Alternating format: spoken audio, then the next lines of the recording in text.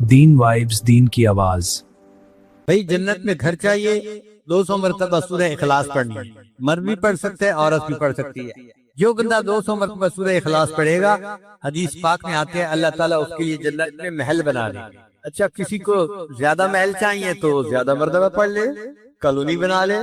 کئیوں کو دنیا میں بھی کالونی بنانے کا شوق ہوتا ہے نا، تو اللہ نے یہاں بھی گنجائش رکھی، زیادہ پڑھو تمہارے لیے کالونی بنا دی جائے۔ کیونکہ اللہ تعالیٰ جب کسی بندے سے راضی ہوتے ہیں اس کے لیے جنت میں محل بنا دیتے ہیں، جب کسی عالم سے راضی ہوتے ہیں اللہ اس کے لیے جنت میں شہر آباد فرما دیتے ہیں، اور اس شہر میں اس سے جتنے محبت کرنے والے ہوتے ہیں سب بستے ہیں، سب جنت میں۔ دنیا میں طالبات اسٹیٹ ہو سکتی ہے تو جنت میں اسٹیٹ کیوں نہیں ہو سکتی بھائی؟ مگر ہر ایک کی اپنی نظر ہوتی ہے۔ ہم ایک ملک میں ایک دوست کے پاس پھنس گئے اور وہ میمن تھا۔ مجھے کہنے لگا کہ میں آپ کو میمن کی بات بتاؤں، میں نے کہا نہیں مجھے نہیں چاہیے، حضرت میں خود میمن ہوں، کوئی اس میں غیبت نہیں ہے، میں ایک بات بتاؤں گا، حقیقت بتاؤں گا۔ وہ پیچھے ہی پڑ گیا، اے ماں کو میں کہوں نہیں سننا، وہ کہ نہیں میں نے سنانا ہے، حضرت میں نے یہ لطیفہ سنانا ہے آپ کو۔ اس نے تو میرا بیٹھنا مشکل کر دیا۔ تنگ آ کے جو امیر تھے تولیمات کے، وہ مسکرا کے مجھے کہنے لگے حضرت اس نے کوئی نہیں ٹلنا، آپ اس سے لطیفہ سنیے۔ تو میں نے اسے اشارہ کیا ٹھیک ہے بھائی۔ اس نے کہا کہ حضرت پتہ ہے میمنوں کا کیا ذہن ہوتا ہے؟ مجھے کیا پتا؟ کہنے لگا ہمارا ذہن یہ ہوتا ہے کہ ہم جائیں گے تو اللہ پاک سے عرض کریں گے یا اللہ آپ نے جنت میں جو مکان جس کو دینا ہے ہلاک کر دے، ساری مخلوق کو مکان دے دے، اور جب سب کو مکان مل جائیں گے نا تو میں کہوں گا یا اللہ جو فالتو بچ گئے نا وہ مجھے دے دے، میں کرائے پہ چڑھا دوں گا۔ کہتے ہیں ہم میمنوں کی یہ ذہنیت کہ جنت میں بھی تمنا کریں گے کہ فالتو مکان مجھے مل جاتے تو میں کرائے پہ چڑھا دیتا۔ پھر میں نے اسے سمجھایا کہ کرائے پہ تو بندہ وہ دیتا ہے جس کو حاجت ہوتی ہے، وہاں کوئی حاجت ہی نہیں ہونی تو وہاں کوئی کیوں مکان کرائے پہ چڑھائے گا؟ اللہ تعالیٰ ہر وہ نعمت دے گے جو بندے کے خیال میں آ جائے۔ جنت کو دنیا پہ قیاس نہ کرو، جنت جنت ہے۔ تو اب آپ سوچئے کہ 200 مرتبہ سورہ اخلاص پڑھنے پر اللہ تعالیٰ جنت میں گھر بنا دیتے ہیں بندے۔ تو جنت میں گھر بنانا کتنا آسان ہے۔ امت محمدیہ کے لیے تو اللہ نے اتنی آسانیاں کر دی ہے، اتنی آسانیاں کہ لگتا ہے کہ اللہ کی دیت تھی کہ اس میری امت کا کوئی ایک بندہ بھی جہنم میں نہ جائے۔ اور یہ چھوٹے چھوٹے بچوں کو سورہ اخلاص یاد ہوتی ہے، قل هو اللہ احد اللہ الصمد لم یلد ولم یولد ولم یکن لہ کفوا احد، ایک مرتبہ ہو۔ تسبیح لے کے بیٹھے آپ 200 مرتبہ ایک ہی سٹنگ میں پڑھ لیں گے تو اعتکاف کے تحت تو اپنے گھر بنائے نا جنت میں۔ پورے قرآن پاک کی تلاوت ایک تمنا دل میں رکھیں اور پڑھیں، 3 پارے 5 پارے 10 پارے جتنا توفیق ہوتی ہے اتنا پڑھتے رہیں، مگر تمنا رکھیں کہ میں نے اس لیول پہ پہنچنا ہے کہ ایک قرآن پاک روز پڑھا کر سکیں۔ اللہ تعالیٰ آسان فرما دیں گے۔ ہم نے ایک دفعہ عجیب تماشا دیکھا، ہمارا ایک دوست تھا حافظ عبدالغفور اس کا نام تھا، وہ قرآن پاک کا عاشق، ہر وقت قرآن پڑھتا رہتا تھا، چلتے پھرتے ہر وقت قرآن پاک پڑھتا تھا، کالج کے اندر بھی ہاسٹل میں بھی ہر وقت، بازار میں جاتا تھا تو بازار بھی قرآن پاک پڑھتا رہتا تھا۔ عاشق قرآن میں کیا تھا؟ ہم لوگ ہاسٹل میں رہتے تھے تو عصر کے بعد ہاسٹل کے دروازے کے قریب گھاس لگا ہوا تھا پلاٹ میں، تو حافظ صاحب وہاں بیٹھ کے قرآن پاک کی تلاوت کر رہے تھے، آنکھیں بند کر لیتے تھے، ان کو کوئی پتہ نہیں ہوتا تھا ارد گرد کیا ہو رہا ہے، وہ قرآن پڑھ رہے ہوتے تھے۔ اچانک ایک لڑکے نے چیخ ماری، دوسرے پوچھا کیا ہوا؟ کہتے وہ دیکھو سانپ۔ اللہ کی شان دیکھیں کہ حافظ صاحب بیٹھے قرآن پڑھ رہے ہیں اور ان کے سامنے ایک کوبرا سانپ جو ہے وہ بھی ہل رہا ہے۔ اب جب ہاسٹل میں شور بچا تو سب بھاگے، خود میں بھی بھاگا کہ ہم دیکھتے ہیں۔ ہم دور کھڑے دیکھ رہے تھے حافظ صاحب بیٹھے قرآن پاک پڑھ رہے ہیں اور وہ سانپ جو ہے وہ ہل رہا ہے ان کے ساتھ، لوگ آوازیں لے رہے ہیں حافظ صاحب حافظ صاحب حافظ صاحب، وہ قرآن پڑھتا جا رہا ہے، بس پڑھتا جا رہا ہے۔ سورہ یاسین پڑھ رہے تھے، جب اس نے سورہ یاسین کو مکمل کیا ہمارے سامنے سانپ نیچے زمین پر بیٹھا اب چلا گیا۔ اللہ کی شان۔ مجھے تو لگتا ہے کہ وہ کوئی جن تھا، کیونکہ سانپ تو مکلف نہیں نہ ہوتے، اور جن جو تھا اس شکل میں آیا تھا اور وہ بھی اللہ کا قرآن سن رہا تھا۔ تو ہم قرآن پاک پڑھتے ہیں، قرآن سننے کے لیے جن آ جاتے ہیں، حدیث سے ثابت ہے۔ نبی علیہ السلام قرآن پڑھ رہے تھے تو جن آ گئے اور ایک دوسرے کو کہنے لگے کہ خاموش ہو جاؤ قرآن سنو، انا سمعنا قرآنا عجبا۔ تو اللہ تعالیٰ نے ہمیں یہ نعمت دی ہے قرآن مجید کا پڑھنا، یہ توفیق ایک نعمت ہے، اس کی ہم قدر کریں اور قرآن پاک کو زیادہ سے زیادہ پڑھنے کی کوشش کریں۔ اب تو دن بھی چند رہ گئے پیچھے، اس میں ہمت کر لیجئے، اللہ تعالیٰ قرآن مجید کی برکتیں ہمیں بھی عطا فرمائے۔ قرآن مجید قیامت کے دن بندے کی شفاعت کرے گا، اور حدیث پاک میں آتا ہے کہ یہ جھگڑالو سفارشی ہے، جیسے جھگڑالو بچہ ہوتا ہے نا، ماں باپ سے بات منوا کے رہتا ہے، قرآن مجید جس طرح جھگڑالو سفارشی ہے، یہ قیامت کے دن بندے کی شفاعت کرے گا اور بندے کو جنت پہنچا کے رہے گا۔ ایک صاحب نے خواب دیکھا تو کسی فوت ہوئے بزرگ سے ملاقات ہو گئی، پوچھا حضرت آگے کیا بنا؟ کہا بھئی میرے اوپر اللہ کا فضل ہو گیا اور اللہ نے مجھے بخش دیا، اور میں نے اللہ تعالیٰ سے یہ پوچھا کہ یا اللہ اگر آپ مجھ پر خصوصی انعام فرمائے تو مجھے قبر میں قرآن مجید پڑھنے کی توفیق دے دیں۔ اللہ نے مجھے توفیق دے دی تو بس میں ہر وقت قرآن پاک پڑھتا ہوں، نہ تھکنا ہے نہ سونا ہے نہ کچھ ہے، ہر وقت قرآن پاک پڑھتا رہتا ہے۔ اس نے کہا اچھا آپ ہر وقت پڑھتے رہتے ہیں؟ کہنے لگا ہاں، اب تک میں 25,000 مرتبہ قرآن پاک مکمل پڑھ چکا ہوں۔ تو سننے والا بڑا حیران ہوا، آپ 25,000 مرتبہ قرآن پاک پڑھ چکے ہیں؟ وہ کہنے لگے ہاں، پریشان ہونے والی بات نہیں، یہ 25,000 مرتبہ کا ثواب تم لے لو، اور تم جو ایک مرتبہ سبحان اللہ دنیا میں پڑھتے ہو نا، اس کا ثواب مجھے دے دو، وہ ثواب زیادہ ہے 25,000 مرتبہ قرآن پاک پڑھنے سے۔ آج ایک مرتبہ سبحان اللہ کہیں گے تو اس پر اتنا اجر ملے گا، مرنے کے بعد اگر 25,000 مرتبہ بھی کسی نے قرآن پاک پڑھا تو ثواب نہیں ہے، کیونکہ عمل کا جہان چلا گیا، مرنے کے بعد عمل کا ثواب نہیں۔ الحمدللہ والسلام علی اما بعد اعوذ باللہ من الشیطان بسم اللہ الرحمن الرحیم قل هو اللہ اللہ الصمد لم یلد ولم یولد ولم یکن لہ کفوا احد صدق اللہ العظیم۔ گزشتہ دنوں میں ہم نے یہ پڑھا کہ سورۃ الفیل جو ہے اس میں نبی علیہ السلام کی ولادت مبارکہ کے سال کا تذکرہ ہے۔ نبی علیہ السلام سید المرسلین رحمت للعالمین عام الفیل کے ساتھ میں دنیا میں تشریف لائے، یہ نعمت کی ساتھ۔ پھر آپ صلی اللہ علیہ وسلم کا قبیلہ کیا تھا اس کا تذکرہ سورۃ القریش میں ہے۔ جب آپ نے نبوت کا دعویٰ فرمایا تو ارد گرد کا ماحول کیسا تھا اس کا تذکرہ سورۃ ارأیت الذی یکذب بالدین۔ پھر نبی علیہ السلام پر اللہ تعالیٰ نے کیا انعامات کیے، کیا خیر کثیر ان کو عطا فرمائی، اس کا تذکرہ سورہ کوثر میں۔ یہاں پہنچ کر اللہ نے اپنے محبوب سے ایک دو ٹوک اعلان کروایا جس کو بانگ درا کہتے ہیں، پر ملا اعلان، یہ بانگ دہل اعلان کہ اے کافرو تمہارے لیے تمہارا دین، میرے لیے میرا۔ اتنی وضاحت کے ساتھ شرک سے بیزاری اور توحید کا پیغام نبی علیہ السلام نے۔ پھر اللہ نے اپنے محبوب صلی اللہ علیہ وسلم کی کیسے کیسے مدد فرمائی اس کا تذکرہ سورۃ النصر میں ہے۔ پھر آپ صلی اللہ علیہ وسلم کا ایک بہت قریبی رشتہ دار تھا، چچا تھا، بہت خوبصورت تھا، بہت مالدار تھا، اس کے بچوں کے ساتھ نبی علیہ السلام کی رشتہ داریاں تھیں، بچیوں کے نکاح کیے ہوئے، مگر وہ بڑا موذی انسان تھا اور نبی علیہ السلام کو بہت اذیت پہنچاتا تھا۔ اس کی بیوی ام جمیل خباثت میں اس سے بڑی ہوئی، ان دونوں کے برے انجام کا تذکرہ سورۃ البیدہ میں ہے۔ پھر اس کے بعد پورے قرآن مجید کا نچوڑ اور خلاصہ سورہ اخلاص۔ اگر بالفرض قرآن مجید کو کشید کیا جائے تو جو پورے قرآن کا نچوڑ نکلے گا وہ سورہ اخلاص۔ آج سورہ اخلاص کے بارے میں انشاءاللہ ہم بات کریں گے۔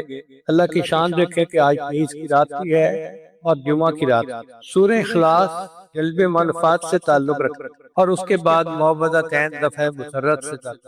اب آ جائیے سورت کی طرف۔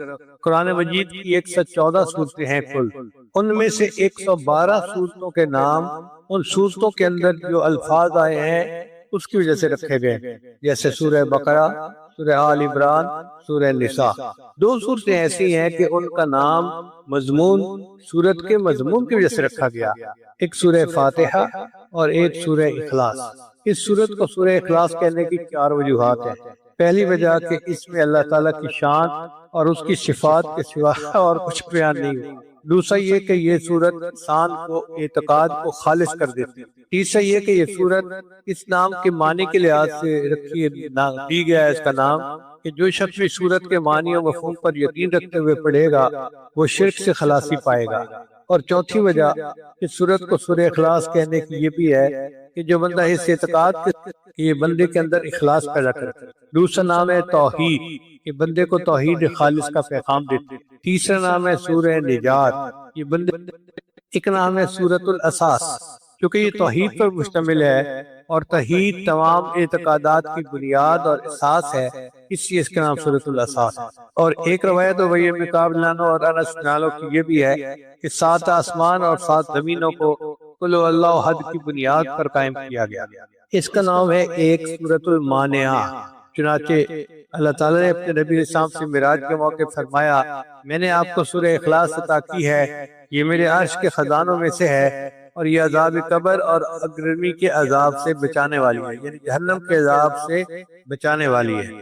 ایک اس کا نام ہے سورۃ النجات، کیونکہ بندے کو کفر سے دنیا میں اور آخرت میں آگ سے نجات عطا کرتا ہے۔ ایک اس کا نام ہے سورۃ تفرید، تفرید فرد وحید سے ہے، یعنی اللہ تعالیٰ کی توحید پر مشتمل ہے۔ ایک اس سورت کا نام ہے سورۃ التجرید، کیونکہ اللہ تعالیٰ ابوت اور بنوت سے پاک ہے، نہ اس کا کوئی باپ ہے نہ اس کا کوئی بیٹا ہے، اور اس سورت میں یہ عقیدہ بیان کیا گیا ہے۔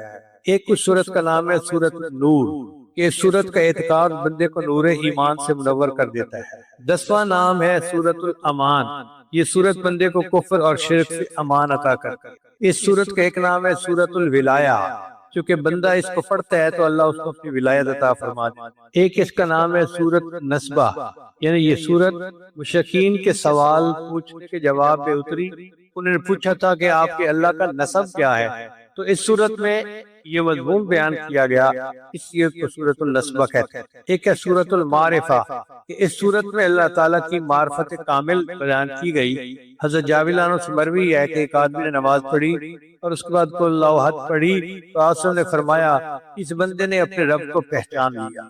ایک اس کا نام ہے المعوذہ، المعوذہ۔ حضرت عثمان بن عفان کے پاس نبی اسلام تشریف لائے تو انہیں سورہ اخلاص، سورہ فلق اور سورہ ناس کے ساتھ دم کیا۔ آپ ذرا غور سے پوچھئے کہ عثمان بن مظعون ایک صحابی ہیں، وہ بیمار ہیں اور نبی اسلام تشریف لاتے ہیں اور نبی اسلام ان کو سورت پڑھ کے دم کرتے ہیں، تو ایک فتح جلانا کہ یہ دم کرنا ایک شرعی، اس کا شریعت میں ثبوت موجود ہے۔ اور پھر نبی علیہ السلام نے فرمایا میں نے ان سے بہتر صورتوں کے ساتھ کبھی کسی کو دم نہیں کیا، تو ہم بھی اگر کسی بیمار کے پاس جائیں تو یہ 3 صورتیں پڑھ کے اس کو دم کریں تاکہ اللہ اس کو شفا عطا۔ ایک اس صورت کا نام ہے المکشکشہ، مکشکشہ برات اور بیزاری کو کہتے ہیں، کیونکہ اس میں اس کا پڑھنے والا شرک سے بیزاری کا اظہار کر رہا ہوتا ہے، اس لیے اس کو مکشکشہ کہا۔ ایک اس سورت کا نام ہے سورۃ الصمد، اس سورت میں اللہ تعالیٰ کی صمدیت اور شان بے نیازی کا بیان کیا گیا ہے۔ ایک اس سورت کا نام ہے سورۃ المحضر، کیونکہ اس سورت کو سننے کے لیے اللہ کے فرشتے حاضر ہو جاتے ہیں۔ ایک اس سورت کا نام ہے سورۃ المنصرہ، کیونکہ جو بندہ یہ سورت پڑھتا ہے تو شیطان بھاگ جاتا ہے۔ آپ تجربہ کر کے دیکھ لیں، جب کبھی شیطانی خیال ذہن میں آنے لگے اس سورت کی تلاوت کریں، اللہ تعالیٰ شیطان کو بھگا دیں گے اور ذہن پاک اور صاف ہو جائے گا۔ 19واں نام ہے سورۃ البراء۔ حضور صلی اللہ علیہ وسلم نے اس ایک آدمی کو یہ سورت پڑھتے ہوئے دیکھا تو فرمایا کہ یہ بندہ شرک سے بری ہو گیا۔ اور 20واں نام ہے سورۃ المذکرہ، چونکہ یہ سورت بندے کو توحید خالص کی یاد دلاتی ہے، اس لیے اس کا نام مذکر ہے۔ اب سوچئے کہ اس سورت کے 20 نام ہیں جو نبی علیہ السلام نے بتائے، تو کتنی عظیم سورت ہے جو اللہ تعالیٰ نے عطا کی، اور یہ ہر بندے کو یاد ہوتی ہے، ہر کلمہ گو۔ ہم نے دیکھا ہے جتنا جاہل ہو، ان پڑھ ہو، اس کو سورہ اخلاص ضرور یاد ہوتی ہے اور اسی سے وہ نماز پڑھتا ہے۔ اب اس کا نزول کا سبب کیا تھا؟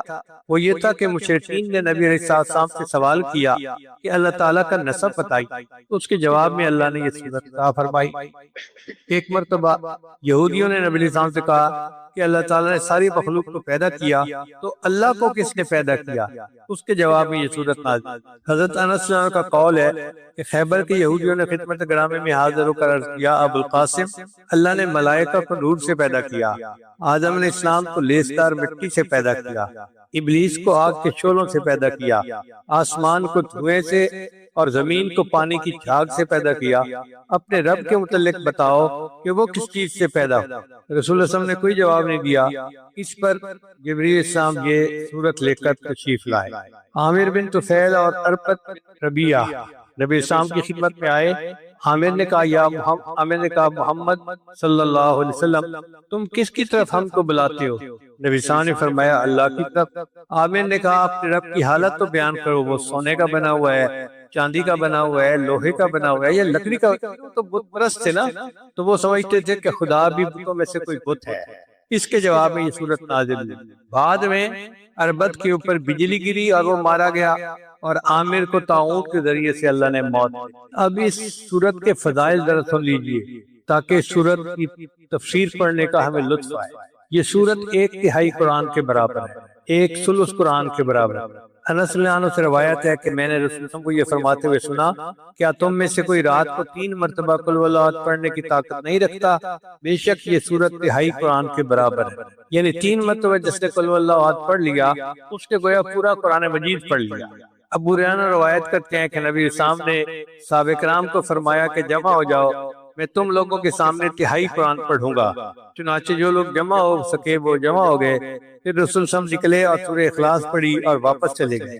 لوگ آپس میں باتیں کرنے لگے کہ نبی علیہ السلام نے فرمایا تھا تہائی قرآن پڑھیں گے، میرا خیال ہے کہ آپ پر آسمان سے کوئی نئی چیز نازل ہونے کی وجہ سے آپ اندر چلے گئے۔ پھر نبی علیہ السلام باہر تشریف لائے اور فرمایا میں نے تم سے کہا تھا کہ میں تہائی قرآن پڑھوں گا، جان لو کہ یہ سورت تہائی قرآن کے برابر ہے۔ حضرت ابن عمر سے روایت ہے کہ نبی صلی اللہ علیہ وسلم نے فرمایا جس کے قل اللہ احد پڑھی گویا اس نے 1 تہائی قرآن پڑھا، اور جس نے قل اللہ احد 2 مرتبہ پڑھا تو گویا اس نے 2 تہائی قرآن پڑھا، اور جس نے قل اللہ احد 3 مرتبہ پڑھی اس نے سارا قرآن مجید پڑھ لیا۔ اب اس کو 1 تہائی قرآن کے مطابق کیوں کہا جاتا ہے؟ علماء نے بتایا کہ بنیاد تین بنیادی مقصد ہیں۔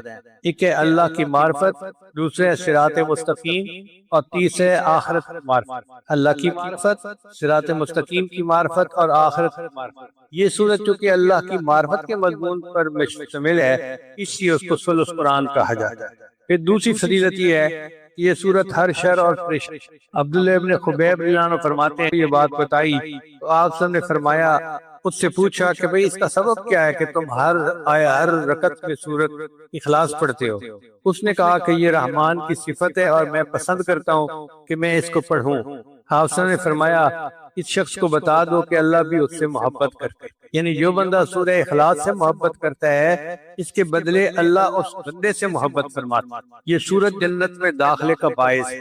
مسجد قباء میں ایک امام صاحب تھے، وہ ہر رکعت میں کوئی سورت پڑھتے تھے اور پھر سورہ اخلاص پڑھتے تھے۔ لوگوں نے کہا کہ بھئی کوئی اور سورت پڑھ لیتے ہو تو سورہ اخلاص پڑھنے کی کیا ضرورت ہے؟ انہوں نے کہا بھئی میں تو پڑھوں گا۔ جب لوگوں نے زیادہ ڈیمانڈ کی کہ ایک سورت پڑھے تو انہوں نے کہا اچھا کسی اور کو امام بنا لو۔ اب ان سے بہتر نیک تقوی والا اور کوئی بندہ تھا نہیں، اور لوگ چاہتے تھے کہ وہی امامت کروائیں۔ چنانچہ نبی علیہ السلام کی خدمت میں حاضر ہوئے، اے اللہ کے حبیب صلی اللہ علیہ وسلم ہمارا امام صاحب کے ساتھ یہ امام۔ تو نبی علیہ السلام نے اس کو بلا کر پوچھا کہ بتاؤ بھائی تم ایسا کیوں کرتے ہو؟ اس نے کہا اے اللہ کے حبیب صلی اللہ علیہ وسلم مجھے اس سورت کے مضمون سے بہت محبت ہے اور میں چاہتا ہوں ہر رکعت میں یہ سورت پڑھا کروں۔ نبی صاحب نے فرمایا کہ میں اس سورت آپ کو بتاتا ہوں کہ تمہیں اس سورت سے محبت یقیناً تمہیں جنت میں داخل کر دے گی۔ اس سورت سے محبت یقیناً تمہیں جنت میں داخل کر دے گی۔ حضرت معمر اللہ عنہ سے روایت ہے کہ نبی علیہ السلام ایک شخص کے قریب سے گزرے جو قل هو اللہ احد کی تلاوت کر رہا تھا۔ آپ صلی اللہ علیہ وسلم نے فرمایا اس نے جنت واجب کر لی یا اس کے لیے جنت واجب ہو گئی۔ 5ویں فضیلت سنیے، حضرت انس رضی اللہ عنہ روایت کرتے ہیں کہ ہم رسول اللہ کے ساتھ تبوک میں تھے، یعنی غزوہ تبوک کے لیے نکلے ہوئے تھے، تو ایک دن ایسے لگا جیسے سورج بڑی روشنی اور نور کے ساتھ نازل ہوا ہے، اس سے پہلے ایسی روشنی نہیں دیکھی گئی۔ نبی السلام بھی اس کو دیکھ کر تعجب فرمانے لگے۔ اچانک جبریل السلام تشریف لے آئے تو نبی السلام نے پوچھا جبریل آج سورج کو کیا ہوا؟ یہ ایسے نور روشنی اور شعاؤں کے ساتھ طلوع ہوا کہ میں نے گزشتہ دنوں اسے اس طرح طلوع ہوتے نہیں دیکھا۔ تو جبریل السلام نے فرمایا کہ اللہ کے حبیب صلی اللہ علیہ وسلم آپ کے صحابی معاویہ بن معاویہ اللیثی کا آج مدینہ میں انتقال ہوا۔ اللہ تعالیٰ نے ان کی طرف 70,000 فرشتوں کو بھیجا ہے جو ان کی نماز جنازہ میں شریک ہوں۔ آپ نے پوچھا کہ ایسا کس سبب سے ہوا؟ انہوں نے کہا اللہ کے حبیب صلی اللہ علیہ وسلم وہ قل هو اللہ احد کثرت سے پڑھتے تھے، کھڑے ہوئے، بیٹھے ہوئے، چلتے ہوئے، دن میں اور رات کے اوقات میں پڑھتے تھے۔ اس عمل کی وجہ سے 70,000 فرشتے کے جنازے میں شرکت کے لیے نازل۔ پھر جو بندہ سورہ اخلاص کے ساتھ محبت کرے گا وہ جنت کے جس دروازے سے چاہے داخل ہوگا۔ جابر بن عبداللہ سے روایت ہے کہ نبی صلی اللہ علیہ وسلم نے فرمایا 3 چیزیں ایسی ہیں جو شخص مومن ہونے کی حالت میں انہیں لائے گا تو جنت کے جس دروازے سے چاہے گا داخل ہوگا، اور حورین میں سے جس سے چاہے گا اسے بطور بیوی کے مل جائے گی۔ پہلی بات جس نے مخفی طریقے سے کسی کا قرض ادا کر دیا، کوئی مقروض تھا اور اس نے چپکے سے اس کا قرض اس کے سر سے بوجھ اتار دیا، قرض ادا کر دیا۔ دوسرا جس نے قاتل کو معاف کر دیا، اور تیسرا جس نے ہر فرض نماز کے بعد 10 مرتبہ سورہ اخلاص پڑھی۔ ابو بکر رضی اللہ عنہ نے عرض کیا کہ اگر ایک مرتبہ پڑھے، آپ نے فرمایا اگر ایک مرتبہ بھی پڑھے گا تو اس کو بھی یہ اجر ملے گا۔ اب ہر نماز کے بعد ایک مرتبہ سورہ اخلاص پڑھنا کون سا مشکل کام؟ جابر بن عبداللہ سے روایت ہے کہ نبی صلی اللہ علیہ وسلم نے فرمایا جس شخص نے کل ہر دن 50 مرتبہ پڑھا تو قیامت کے دن اس کو قبر سے اس طرح اٹھایا جائے گا کہ اللہ فرمائیں گے اے اللہ کی تعریف کرنے والے اٹھ جا اور جنت میں داخل ہو، یعنی پروٹوکول کے ساتھ اس کو بلایا جائے گا، اے اللہ کی تعریف کرنے والے اٹھ جا اور جنت میں داخل ہو جا۔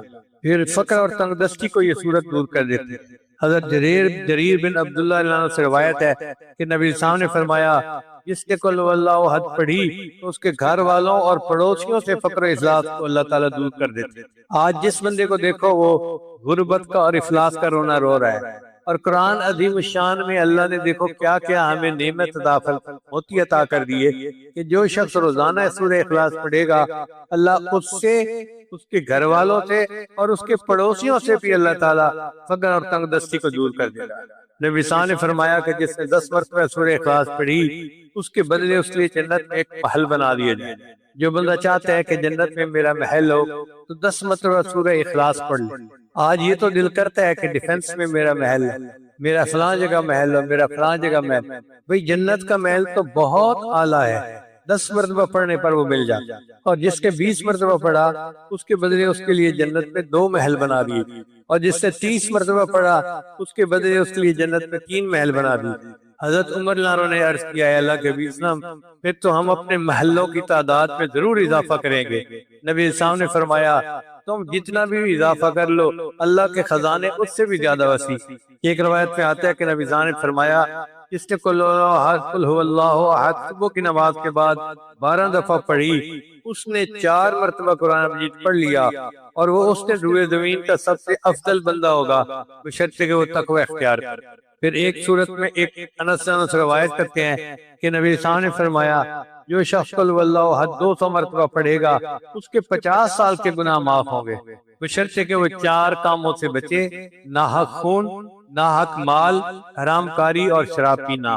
ان سے اگر بچے گا تو اللہ اس کے 50 سال کے گناہوں کو معاف کر دے۔ اس کا مطلب یہ ہے کہ 200 مرتبہ پڑھنے سے اللہ تعالیٰ پوری زندگی کے گناہ معاف کر دیتے۔ اب ذرا ان فضائل کو ترتیب کے ساتھ سنیے اور غور کیجئے کہ کتنی عظیم صورت ہے۔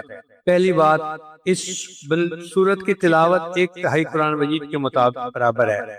اس کے پڑھنے والے کے 50 سال کے گناہ معاف کر دیے جاتے ہیں۔ اس کو روزانہ پڑھنے والا بندہ روئے زمین کا سب سے افضل بندہ ہوتا ہے۔ اس کے پڑھنے والے سے اللہ تعالیٰ فقر اور تنگ دستی دور کر دیتے ہیں۔ اس کے پڑھنے والے کے لیے ہر شر اور پریشانی سے اللہ حفاظت فرماتے ہیں۔ اس کا پڑھنے والا اللہ کا محبوب بن جاتا ہے۔ اس کے پڑھنے والے کے جنازے میں فرشتے شامل ہوتے ہیں۔ اس کے پڑھنے والے کے لیے یہ سورت جنت میں داخلے کا باعث ہے۔ اس کے پڑھنے والے کو جنت کے جس دروازے سے چاہے گا کہا جائے گا کہ داخل ہو جا۔ اس کے پڑھنے والے کے لیے اللہ تعالیٰ جنت میں محل تیار کر دیتے ہیں۔ اب ان فضائل کو سامنے رکھیں تو دل چاہتا ہے کہ ہر نماز کے بعد سورت اخلاص پڑھا کریں اور نمازوں میں بھی سورہ اخلاص پڑھا کریں۔ یہ تھے اس سورت کے فضائل۔ اب اس سورت کی تفسیر کی طرف آئیے۔ اللہ فرماتے ہیں قل اے میرے محبوب کہہ دیجئے۔ اللہ تعالیٰ اس سورت کو خود بھی بیان فرما سکتے تھے مگر اپنے محبوب کی زبان فیض ترجمان سے اللہ نے اس کا جواب دلوایا۔ اس کی وجہ کیا ہے کہ جب 2 بندوں میں محبت ہونا اور ایک پر کوئی اعتراض کرے تو دوسرا بولتا ہے اس کے بارے میں۔ جب نبی علیہ السلام پر کفار نے الزام لگایا یہ تو مجنون ہے تو اللہ نے جواب دیا نون والقلم وما یسطرون ما انت بنعمت ربک بمجنون، میرے محبوب آپ مجنون نہیں ہیں۔ وَإِنَّكَ لَعَلَىٰ خُلُقٍ عَظِيمٍ، آپ تو اخلاق کی عظیم بلندیوں پر فائز۔ تو نبی علیہ السلام پر الزام لگا تو اللہ نے دفاع کیا۔ اب لوگوں نے اللہ پر الزام لگائے تو نبی علیہ السلام کی زبان سے اللہ نے اس کا دفاع کروایا۔ فرمایا کل میرے محبوب فرما دیجئے کل کے لفظ سے اس بات کی طرف اشارہ ہے کہ ایمان صرف وہی معتبر ہے جس کی خبر رسول اللہ صلی اللہ علیہ وسلم نے دی ہو۔ اگر کوئی بندہ اپنی عقل سے یا علامات سے اللہ کے وجود کو پہچان لے تو معرفت کو کہتے ہیں، ایمان نہیں کہتے، کیونکہ معرفت جاننے کا نام ہے اور ایمان ماننے کا نام۔ معرفت جاننے کا نام ہے اور ایمان ماننے کا نام۔ جاننا کافی نہیں، ماننا ضروری ہے۔ لفظ کل کے ساتھ اللہ تعالیٰ نے اپنے محبوب کو حکم دیا کہ لوگوں کو میری توحید کا پیغام دو۔ حضرات انبیاء کرام کا اولی پیغام اللہ کی توحید کو بیان کرنا تھا، کیونکہ یہ تمام اعتقادات کی بنیاد ہے۔ اس لیے نبی علیہ السلام نے اپنی قوم کو سب سے پہلا خطبہ جو دیا اس میں فرمایا ایھا الناس قولوا لا الہ الا اللہ تفلحون۔ اب آگے فرمایا قل هو اللہ احد۔ ہم اس کا ترجمہ کرتے ہیں اللہ ایک ہے، یہ ترجمہ کامل نہیں ہے۔ اردو زبان میں ایک کے علاوہ کوئی لفظ ہی نہیں جو ہم استعمال کر سکتے، لیکن عربی زبان چونکہ بہت وسیع ہے وہ ہر کیفیت اور لفظ کے لیے الگ لفظ استعمال کرتے ہیں۔ اب ایک لفظ ہے واحد اور ایک لفظ ہے احد۔ اللہ فرماتے ہیں قل هو اللہ احد، کہہ دیجئے کہ اللہ ایک ہے۔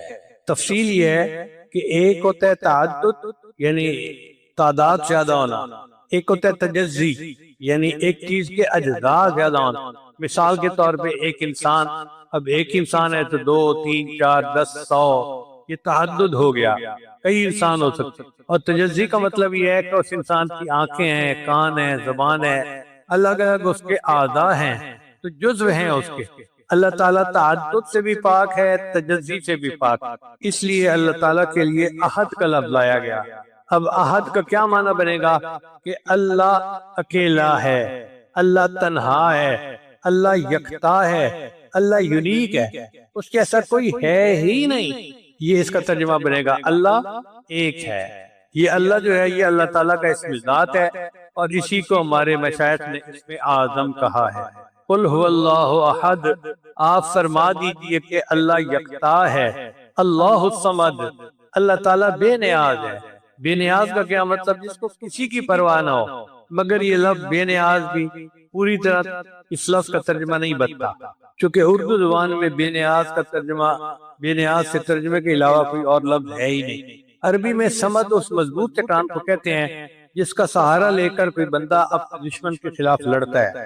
پھر یہ صمد کا لفظ ایسے سرداروں کے لیے استعمال ہونے لگا جو لوگوں کو پناہ دیتے تھے، تو مضبوط سہارا اس کے لیے لفظ صمد کا استعمال ہونے لگا۔ چنانچہ عبداللہ بن مسعود کا قول ہے کہ صمد اس سردار کو کہتے ہیں جس کی سرداری انتہا کو پہنچ چکی، وہ ذات جس کی طرف ضرورت کے موقع پر رجوع کیا جائے اور مصیبت کے وقت اس سے مدد لی جائے۔ ایک معنی ہے کہ صمد وہ ذات ہے جو چاہے کرے، جو ارادہ ہو فیصلہ کرے اور اس کے فیصلے کو کوئی چیلنج نہ کر سکے، نہ اس کی قضاء کو کوئی ٹھکرا سکے۔ ایک معنی صمد کا یہ ہے کہ اللہ تعالیٰ سردار ہے اور تمام حاجات میں اللہ کی طرف رجوع کیا جاتا ہے۔ ایک معنی اس کا ہے بلندی، کہ صمد وہ ذات جس سے بلند کوئی دوسری ہستی نہ ہو۔ ایک اس کا معنی یہ ہے کہ وہ ہستی جو مخلوق کے فنا ہونے کے بعد بھی باقی رہے گی، ہر چیز فنا ہو جائے گی سوائے اللہ رب العزت کی ذات۔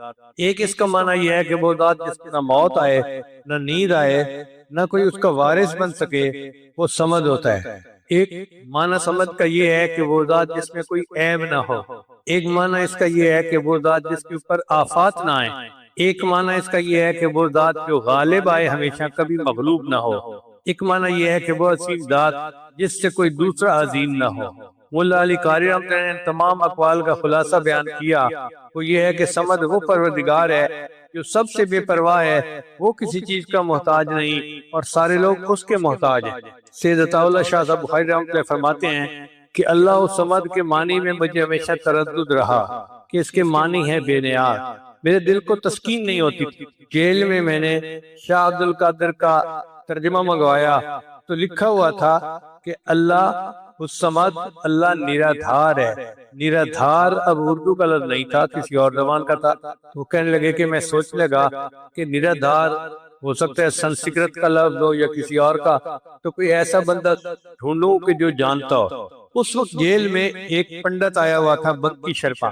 فرماتے ہیں میں بنکی شرما کے پاس گیا اور میں نے اس سے پوچھا کہ بھئی نرادھار کا کیا معنی ہے؟ یہ لفظ سنتے ہی وہ جھومنے لگا واہ واہ واہ واہ کہنے لگا میں حیران کہ میں بیٹھا اقتدار میں ہوں اور یہ اپنے مزے لیے جا رہا ہے۔ تو میں نے کہا کہ پنڈت جی مجھے بتائیں اس کا معنی کیا ہے؟ اس نے کہا کہ یہ سنسکرت زبان کا لفظ ہے اور اس کا معنی یہ ہے کہ وہ ذات کہ جس کے بن کسی کا کام بنے نہیں اور جس کا کام کسی کے بن اڑے نہیں، وہ ذات کہ جس کا کام کسی کے بغیر اڑے نہیں اور جس کے بغیر کسی کا کام بنے نہیں۔ فرماتے ہیں کہ مجھے ایسے لگا جیسے گمشدہ متاع مجھے مل گئی۔ اچھا، اللہ تعالیٰ کا یہ نام سمجھ بیک وقت تسبیح بھی ہے، تحمید بھی ہے۔ تسبیح اس طرح کہ اللہ کی اس میں شان بیان کی گئی، اللہ تعالیٰ کے صفت بیان کی گئی کہ وہ اس میں کوئی عیب نہیں۔ تسبیح کا یہ مطلب ہے اللہ تعالیٰ ہر عیب سے پاک ہے۔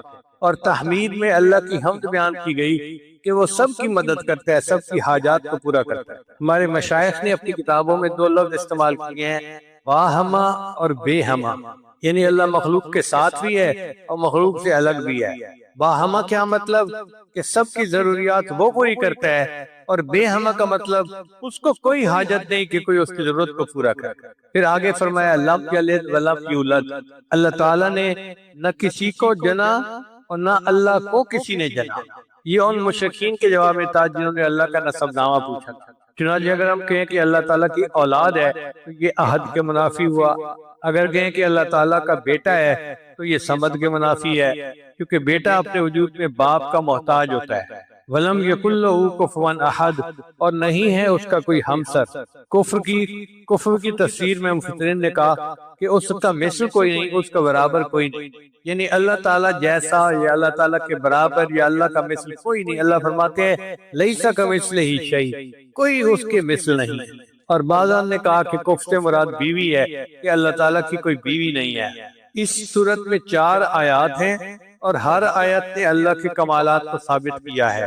پہلی آیت نے وحدانیت کو ثابت کیا اور تعدد کی نفی کر دی، قل هو اللہ احد۔ دوسری آیت نے کمال کو ثابت کیا اور عجز کی نفی کر دی، اللہ الصمد۔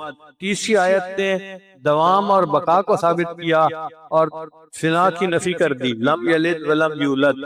چوتھی آیت نے عظمت و کبریائی کو ثابت کیا اور مثل کی نفی کر دی، ولم یکن لہ کفوا احد۔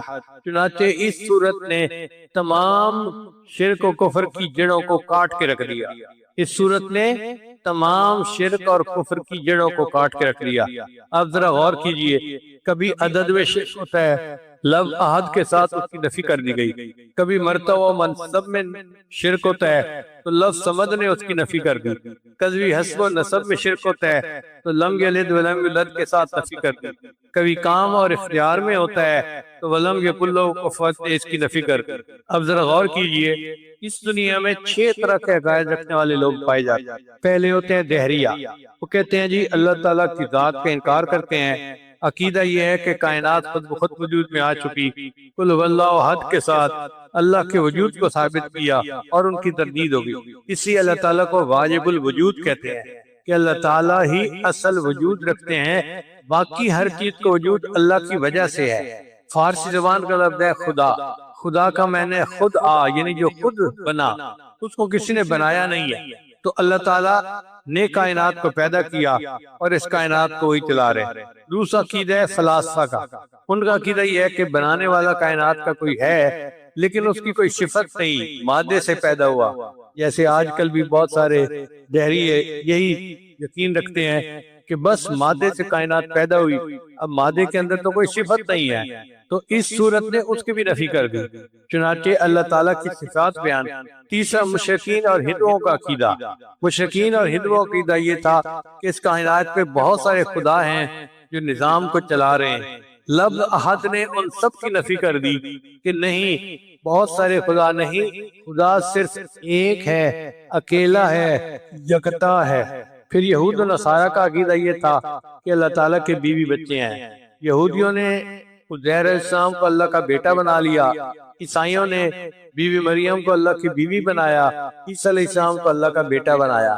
مشرکین فرشتوں کو اللہ کی بیٹیاں کہا کرتے تھے۔ تو اس صورت میں ان سب کی تردید کرتے۔ پھر 5واں ہے مجوس کا عقیدہ۔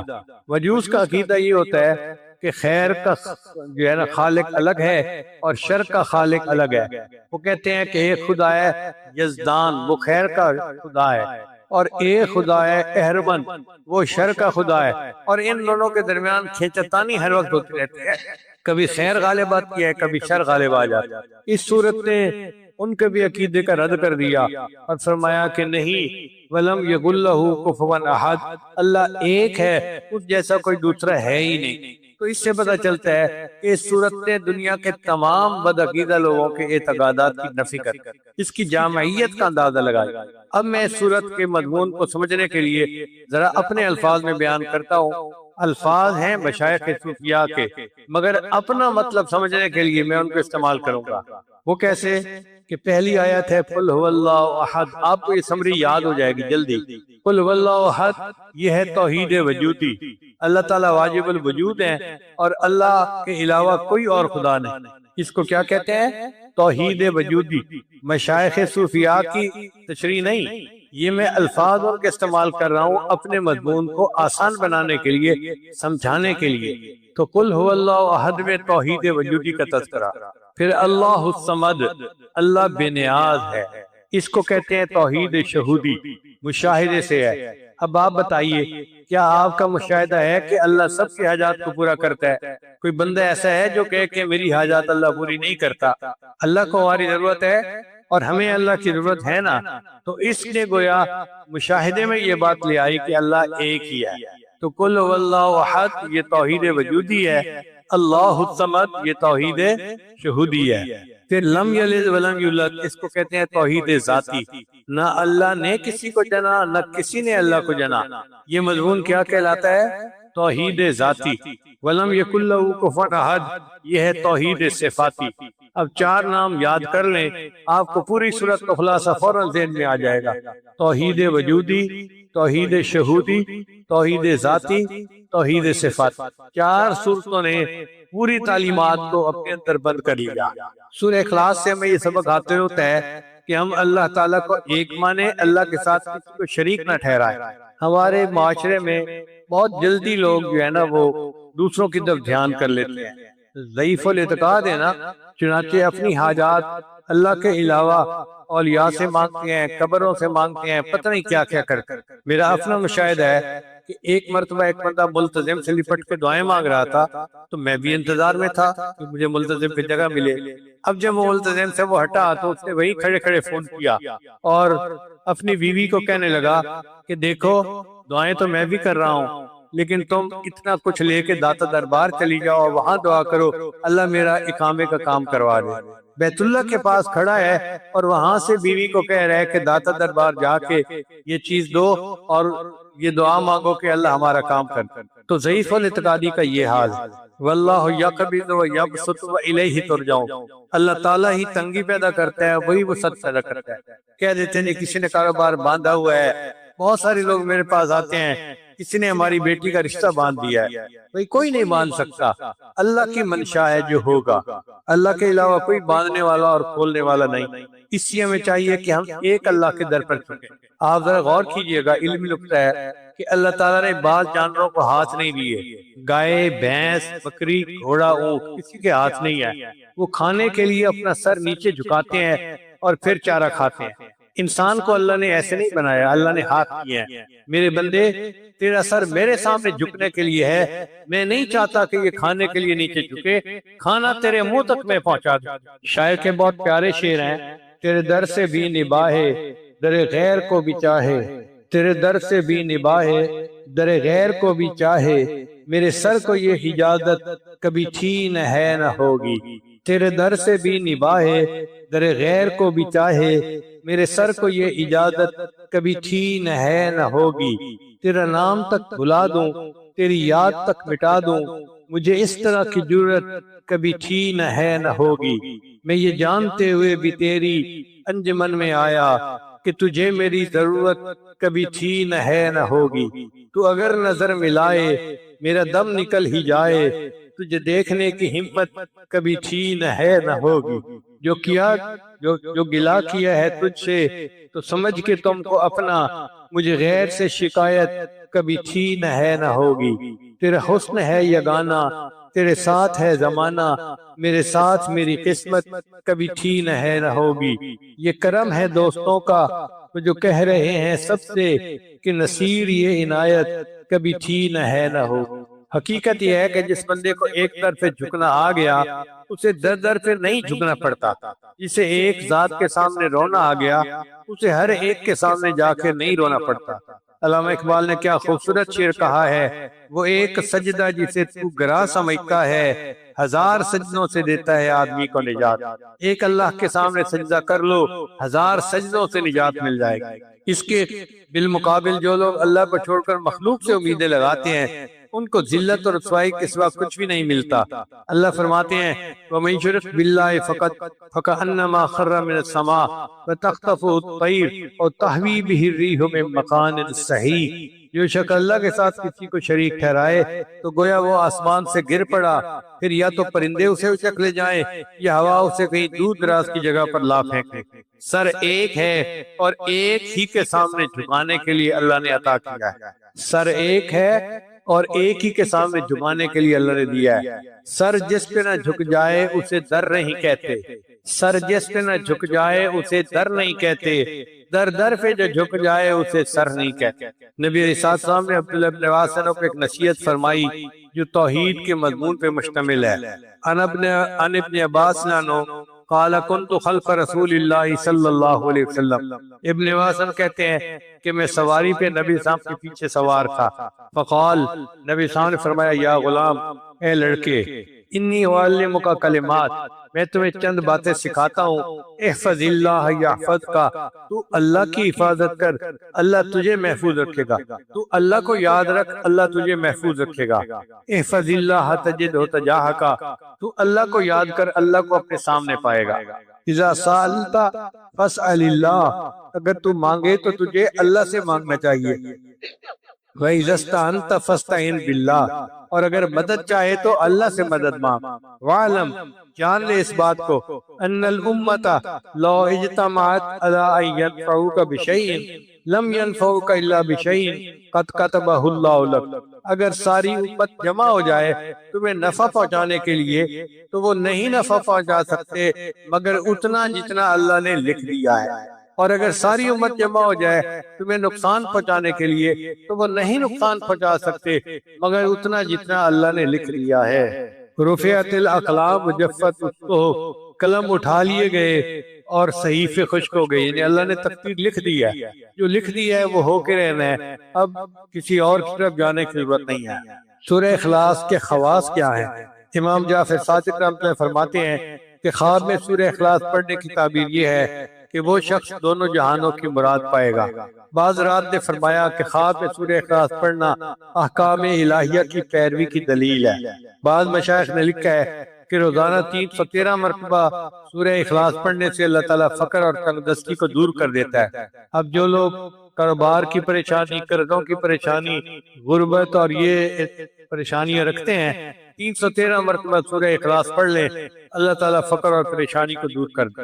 اگر کوئی بندہ بے گناہ جیل میں ہے تو 1000 مرتبہ یہ سورت پڑھ لے، اللہ تعالیٰ رہائی عطا فرمائے۔ بہت سارے لوگ مجھے خط لکھتے ہیں میرا بھائی جیل میں ہے، میرا رشتہ دار جیل میں ہے، فلاں جیل میں ہے، تو بھائی یہ وظیفہ جو نبی صاحب نے بتایا سن لیجئے کہ 1000 مرتبہ سورہ قل واللہ احد پڑھ لیجئے، اللہ تعالیٰ جیل سے رہائی عطا فرمائے۔ اب جو بندہ اپنے خیالات سے پریشان ہو کہ میرے دل کی حالت اچھی نہیں اور وہ چاہے کہ میرا دل ٹھیک ہو جائے، وہ روزانہ ہر نماز کے بعد اس سورت کی پابندی سے تلاوت کرے، اللہ تعالیٰ اس کو دل کو ہدایت عطا فرمائے۔ اب اس کا ترجمہ آخر پہ پھر سن لیجیے۔ قل هو اللہ احد، آپ کہہ دیجئے کہ اللہ یکتا ہے، اللہ الصمد، اللہ تعالیٰ بے نیاز ہے، لم یلد، اس کی کوئی اولاد نہیں، ولم یولد، اور نہ وہ کسی کی اولاد ہے، ولم یکن لہ کفوا احد، اور نہیں ہے اس کے لیے کوئی ہمسر۔ اللہ تعالیٰ اس عظیم سورت کو سمجھنے کی اور اس کے مضمون کو دل میں اتارنے کی ہمیں توفیق عطا فرمائے۔ وآخر دعوانا ان الحمدللہ رب العالمین۔ توبہ کے کلمات پڑھائے جائیں گے۔ آج 23 کی شب بھی ہے اور جمعہ کی رات بھی ہے، قبولیت کا وقت ہے، تو سچے دل کے ساتھ توبہ کے کلمات پڑھ لیجئے۔ پڑھیے بسم اللہ الرحمن الرحیم، لا الہ الا اللہ محمد الرسول اللہ آمنت باللہ وملائکتہ وکتبہ ورسلہ والیوم الآخر والقدر خیرہ وشرہ من اللہ تعالی والبعث بعد الموت آمنت باللہ کما ہوا باسمائہ وصفاتہ وقبلت جمیع احکامہ اقرار باللسان وتصدیق بالقلب اشہد ان لا الہ الا اللہ واشہد ان محمدا عبدہ ورسولہ استغفر اللہ ربی من کل ذنب واتوب الیہ برحمتک یا ارحم الراحمین۔ ان کلمات کو پڑھنے سے ہم تو بتائے ہو چکے ہیں، چند معمولات ہیں جن کو باقاعدگی سے کریں گے تو اللہ تعالیٰ دل کو منور کرے گا۔